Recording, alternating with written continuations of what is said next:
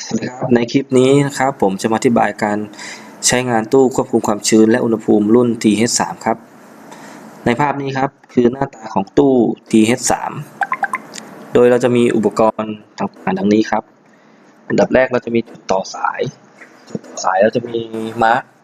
บอกตัวอักษรบอกชัดเจนครับว่าต่อสายไฟเข้าเส้นไหนต่อสายเซ็นเซอร์เข้าเส้นไหนครับแล้วก็จะมีเบรกเกอร์คือตัวนี้ครับเบรกเกอร์คือทำหน้าที่เปิดปิดจ่ายไฟให้เข้ากับเครื่องชุดคอนโทรลชุดนี้โดยเราจะมีหน้าจอแสดงผล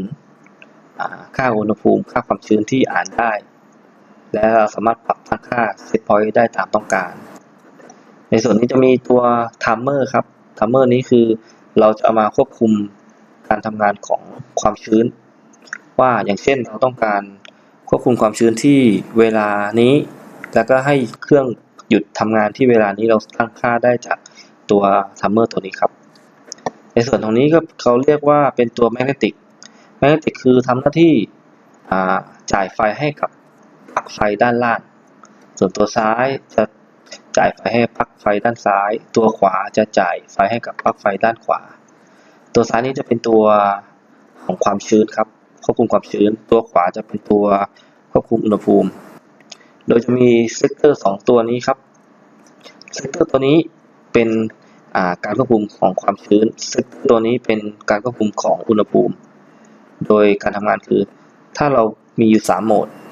มดที่1ก็คือโหมดแมนนวลคือเราบิดเซกเตอร์มาตำแหน่งซ้ายสุดก็คือเราจะสั่งให้ไฟจากแมกเนติกตัวนี้จ่ายเข้ากับไฟด้านล่างทันที2